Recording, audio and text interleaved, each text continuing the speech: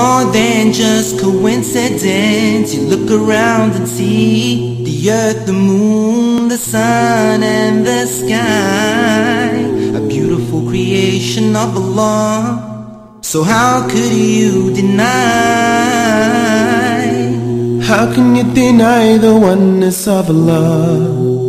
Allahu Akbar. How can you deny the oneness of Allah? Allahu Akbar. Bismillah ar-Rahman ar-Rahim. Assalamu alaikum wa rahmatullahi wa barakatuh. Welcome to our show, The Philosophy of the Islamic Law. And we are glad to have with us Professor Muhammad Saie, the Professor of the Islamic Law in America in several universities in the School of Sharia. Thank you for being with us. Welcome, inshallah. In the last episode, you were talking about gradually how the rules of Allah applied on us. And you mentioned some examples of, for example, that once the ahkam or the rules has been taken the final shape, then it has to be applied even on those who are new, recently become Muslim. Like we cannot apply this gradual rules or this gradual hukm on them regarding, for example, drinking alcohol or and so on. So let me ask you a case that we face in the West in general. A lady, she converted to Islam, but her husband is not Muslim. And I've heard different opinion about this. One say then she has to be separated immediately from her husband, and the other say no, she can stay with him. What does the Sharia law say about this?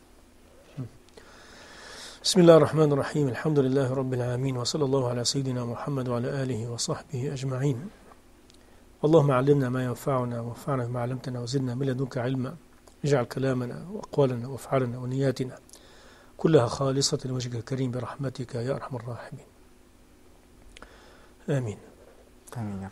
Let me just take maybe a minute and talk about the importance of studying the companion radiallahu anhum wa ardahum condition and their way of dealing with the Islamic law issues. How they were taking, receiving, practicing, applying, delivering. It is a big difference between what we can see from their time and what we can see in our modern time. In that time, that nothing was greater to the companion than his deen, his Islam. And his Islam to him was like a very expensive, rare, valuable piece of diamond. And he's willing to give away everything instead just to keep it. And you remember the verse of Allah subhanahu wa ta'ala. وَمِنَ النَّاسِ مَا يَشْرِي نَفْسَهُ ابْتِغَاءَ مَرْضَاتِ اللَّهِ, that he was migrating from Mecca to Medina.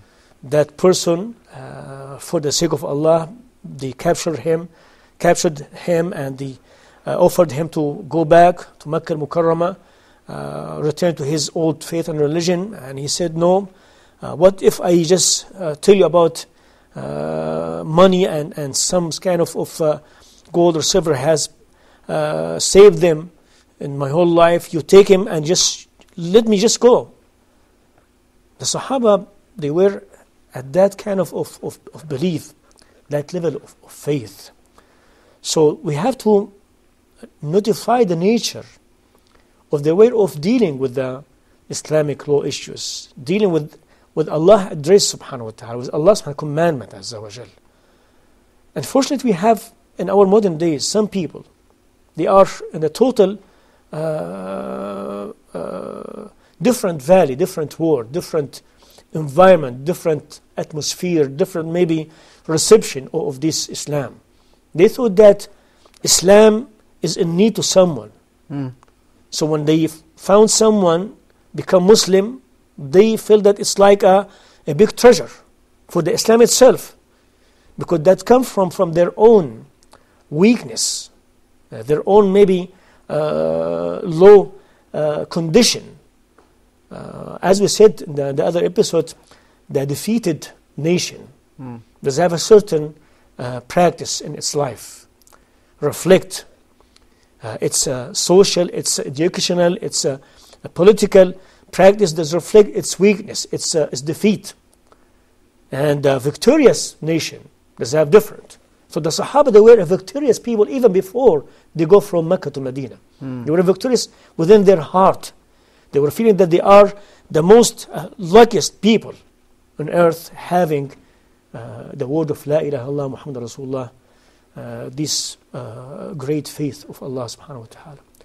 So they were willing at that time to give away everything, instead just keep their Islam in its original shape, in its good condition. The lady to become Muslim, and her husband, he is not Muslim. And she leave him, does not live with him. She migrated to the Al-Madinah Munawwara with the Prophet alayhi salam.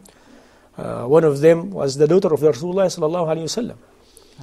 And other lady, she became Muslim. Some person was approaching her to become her husband. She said, well, I cannot accept you, you are not Muslim.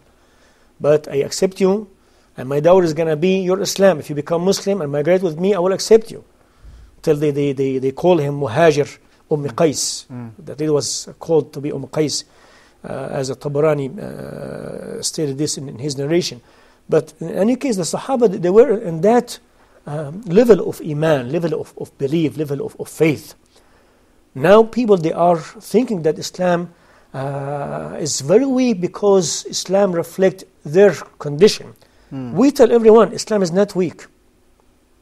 Islam is not defected. Islam is not handicapped. Islam is not ugly. We are Muslims. We are defected people. We are backward people. We are weak people. We're talking about general condition, because we have to accuse ourselves first before we accuse anybody. I'm talking about myself. Yes. So we said, I am weak. My Islam is not weak. I have some maybe defect. My Islam does not have any defect.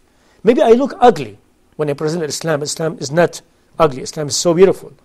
So when we have this fact in our life, we apply it in our practical incident. When someone becomes Muslim, we tell him, brother, mashallah, you are the happiest person on earth. This is the best moment in your life. You are not converting, you are reverting.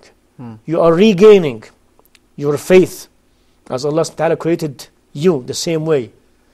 كل مولود يولد على الفطرة. So Islam is inside you. So, mashallah ta'ala, congratulations, you have regained your faith, your belief, you are a Muslim, alhamdulillah.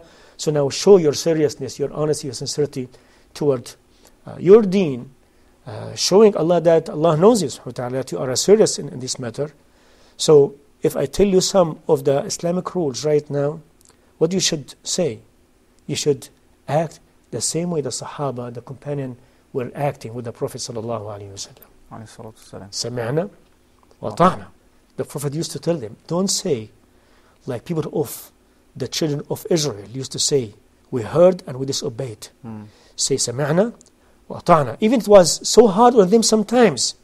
Like that verse, when in tubdu ma fi أو تخفوه يحاسبكم به الله. This verse has come to tell the Sahaba, even if you are thinking, if you are intending to do something bad, but you did not do it, Allah will hold you accountable for that. It was very tough on the Sahaba. They came to the Prophet, Ya Rasulullah, that's what Allah said, subhanahu wa ta'ala, is very tough on us.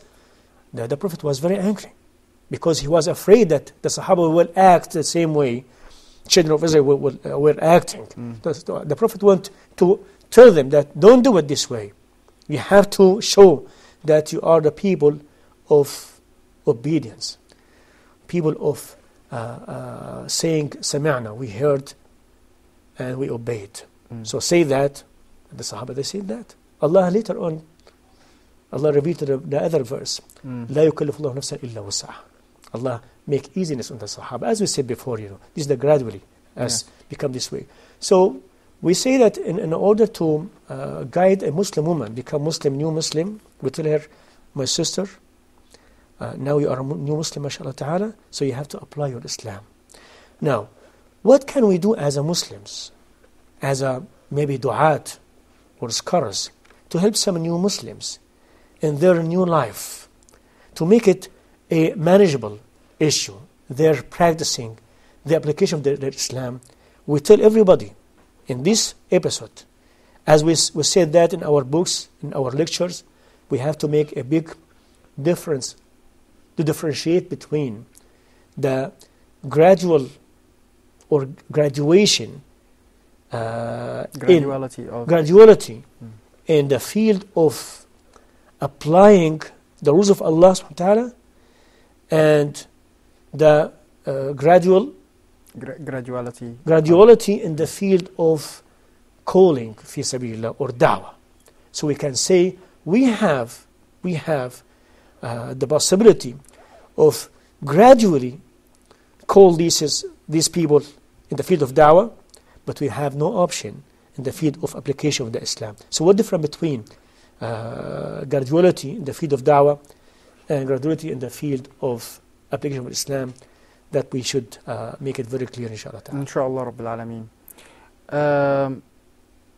There are many cases and many issues that we can apply this being gradually giving the da'wah and gradually apply the rules of Islam.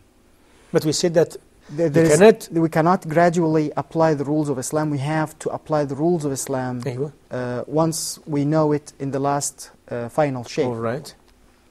The thing is, should we teach them these rules before they become Muslim or after? Like this lady who is married to a non-Muslim, and we know that she might become a Muslim. Should we tell her, if you become a Muslim, you have to know that you have either to lose your husband or he has to become a Muslim?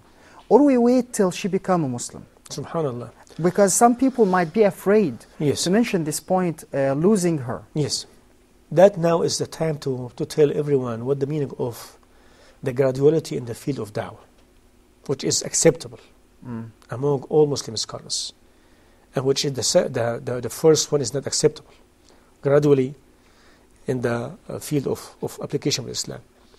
Suppose someone become a Muslim, male or female. Let us take an example of a lady become a Muslim.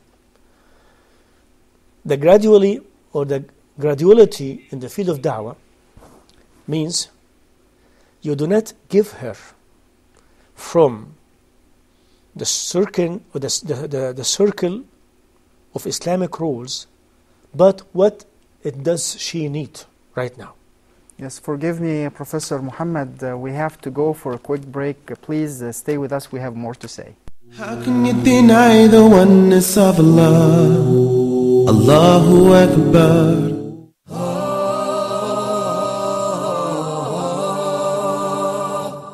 Reviewing the second rule of al-mim as-sakinah.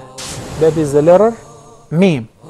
So if the first mim is non-vowel or sakinah, followed by a voweled mim, so I will merge the first in the letter and I will pronounce them as one.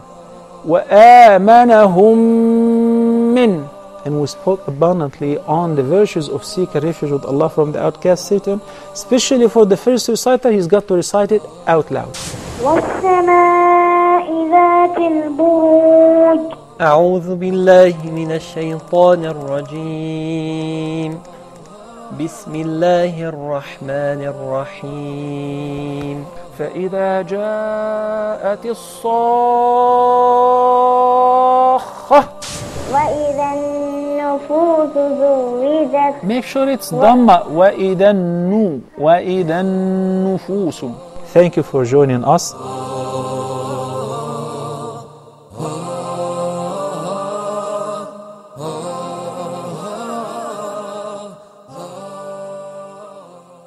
How can you deny the oneness of Allah?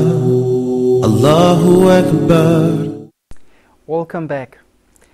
Professor Muhammad, before we went to the break, you were mentioning the status of a lady and how we should gradually tell her some information about Islam before, how we call her to Islam, gradually or not gradually. Please give us more details, because this subject by itself is very sensitive. Yes. And I'm sure a lot of viewers are very interested in this subject. Very good. Gradually, or graduality in the field of da'wah, means give the new Muslim what does he need, or what does she need on the time she become or he become Muslim. Before or after? The time she become or he become. Okay.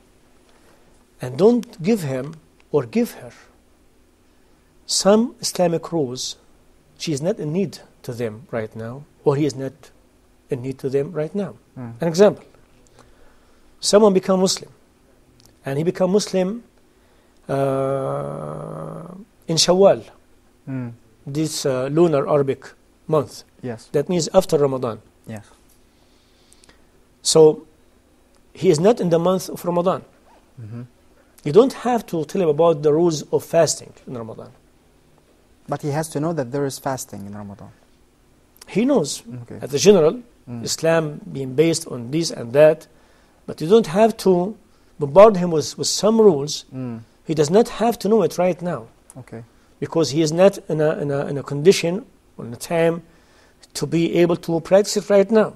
So he could delay it next month, maybe after 2 months, after he become like more into this deen. You could start to tell him about fasting, the wisdom of fasting, rules of fasting, something like this. Or maybe before next Ramadan, like Sha'ban, that lunar Arabic month before Ramadan, before he approached Ramadan, start to educate him about Ramadan, something like this. He's a very poor person. It's, almost he's able to manage his own life. He does not have extra money. You don't have to tell him about the rules of charity in Islam. So everyone, he become Muslim, and he does not need a certain Islamic rules. You don't have to tell that person, male or female, about this rule of Islam. Tell him or tell her just only what does she need. If that lady become Muslim and she has a boyfriend, she needs to know that boyfriend is forbidden in Islam. But she become Muslim in Sha'ban. So you tell her about boyfriend, you don't tell her about Ramadan. She has no money.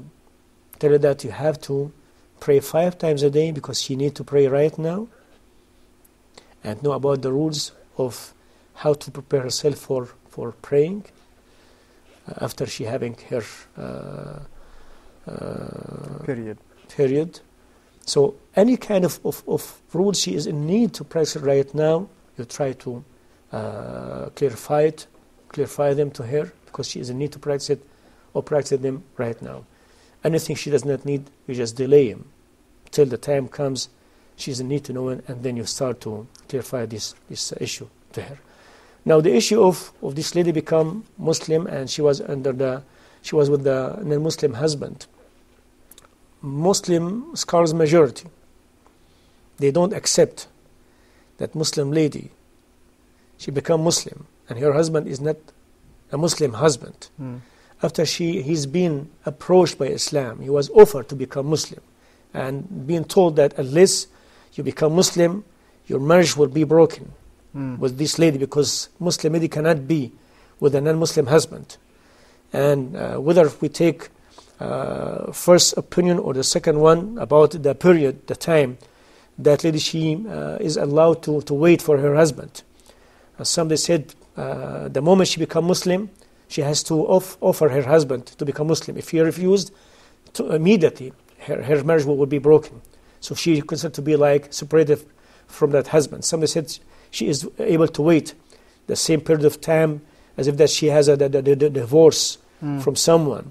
So she has to work on her husband in that period of time to offer him Islam, approach him, attract him, maybe encourage him. And without any physical contact. Yes, exactly. Period, yes. And after that period ended, we'll consider that this marriage is being invalid anymore. This marriage is broken, and she is not the wife of that husband anymore. This is the Muslim scholars majority.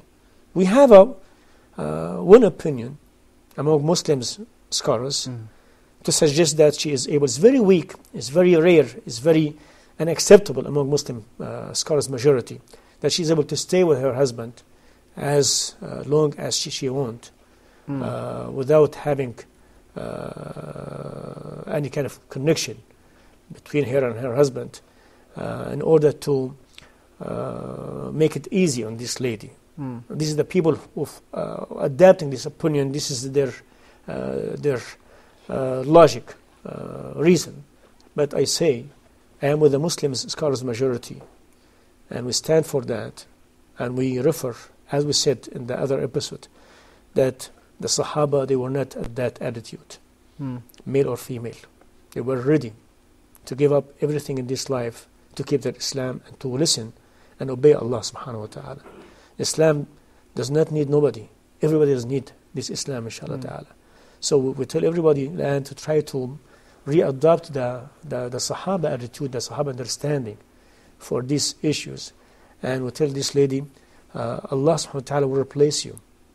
Allah subhanahu wa ta'ala will compensate you, because Islam in this time or maybe other time is a big effort, it's a big work. So Allah subhanahu wa ta'ala will compensate you for your effort, for your sacrificing, for your struggling, as long as you are believing in Him subhanahu wa ta'ala. And we found many stories that we found Muslim ladies become Muslims, and they are willing to leave their husband if their husband refused or rejected their Islam, because they believe in Him. Allah subhanahu wa ta'ala will replace her with a better husband, inshallah ta'ala, and better man to protect her and to maintain her whole life, inshallah ta'ala. Allahumma ameen. Now we go back to the same issue. Should the man or the person who call her to Islam inform her about this issue, this Islamic law, about losing her husband, before she becomes Muslim or after she becomes Muslim? No, you don't have to tell her about Islamic rules and details before she becomes Muslim. I'm talking about this particular issue. Yes, you don't have to. After she becomes Muslim, and then I tell her, I surprise her, that she has to leave her husband? Well, you have to take every case by itself, because we have some ladies, before they become Muslims, they are, mashallah, very strong, and they're making their decision. They have studied already, and they are willing to learn more and more, and they are willing to adopt, to apply any Islamic rule to be given to them. So you have to choose the case. If you found that some ladies, they have some hesitation of being Muslim because some Islamic rule issues, just wait a little bit, because Islam itself does have this kind of magic work. When she become among those who they say, I believe no God but Him subhanahu wa ta'ala, there's no God but Allah subhanahu wa ta'ala. We realize that there's no messenger but the Prophet as the last and the seal of the Prophet. I believe in all messenger and Prophet. He's the only seal of the Prophet alayhi. There's no Prophet after him alayhi. All this belief does have a magic work inside the believer and the new Muslim. So let the Islam does its work. So in some cases you delay that. You just apply your break. You don't tell everything till she becomes Muslim. Not because you would like to hide something about, because we don't have anything to hide in our Islam, but just like a wise way to approach someone to become Muslims. So suppose you tell someone who is not Muslim yet, let me tell you about the rules of prayer in details, rules of ablution in details, rules of maybe selling and buying in details. Maybe he will feel that I don't need to get all this maybe stuff. So that might discourage him from being Muslim. So choose your case and apply the suitable maybe application in your case, inshallah ta'ala. What about those who come and they are, the imam or the sheikh in the masjid in the West in general? He feels that she's little bit not really has a great knowledge or big knowledge about the religion, like in details. And then she expressed her interest to become a Muslim. And then he let her go away, say, okay, you can leave now and don't become Muslim now, just wait. Would this be permissible, or he committed a mistake? Well, we have to differentiate between two cases. One case that the lady or the man is asking to become Muslim, and he is willing, and he is serious, and he got enough knowledge about what he's going to be, what Islam is all about in general. And he said, I would like to become Muslim. And someone telling him, no, wait, to have more knowledge about Islam. This is totally wrong. This is totally a sin. Totally unacceptable in Islam. And if that person left that maybe gathering or that meeting, and before he reached his home died for any reason, that person, the mufti or the da'iyah, he will be held accountable for him. So what we say here, if you found that that person is willing to become Muslim, he has enough knowledge to know what the meaning of the shahada, it's enough for him. Let him become Muslim. Let him learn about his Islam gradually. And step by step, Islam will have its own magic work on him. And you help him later on with some other Muslim brothers or sisters. So you cannot tell someone who is willing to become Muslim, don't become Muslim right now, go home and think about that again, or maybe wait. You cannot tell that to any person. But if you found that that person is not aware about what he's going to do, he does not know what shahada means. He just want to say, La ilaha illallah Muhammadur Rasulullah, that's it. No, you can tell that person, please, are you aware about what you're going to say? Do you know what Islam means? If he said, no, I don't know. Wait, let me tell you. If he is able to teach him in the same spot about what Islam means, he has to do it. You mean on the spot? Yes. If he delays that because, well, I'm busy right now, that person is willing to become Muslim. And he said, well, I have no time for you right now. Go home, maybe tomorrow I meet you. If he did not make it next day because he died, or he changed his mind, or anything. Anything. So in the spot, he has to leave his lunch, his dinner, his everything, unnecessary things, and to try to explain Islam briefly to that person, to fulfill his responsibility toward that person. Then it's up to that person to say, yes, I'm willing right now or not. I just would like to insist on the meaning of the dangers of. Do we have more time to? Unfortunately, we don't have much time, right. but inshallah we will continue next episode. Unfortunately, we don't have enough time for today. Please visit us next episode. We have more to say. We'll continue the same subjects that I'm sure that all of you are interested in. And inshallah, till we meet again, أستودعكم الله والسلام عليكم ورحمة الله وبركاته. It's more than just coincidence. You look around and see the earth, the moon, the sun and the sky, a beautiful creation of Allah. So how could you deny? How can you deny the oneness of Allah? Allahu Akbar. How can you deny the oneness of Allah? Allahu Akbar.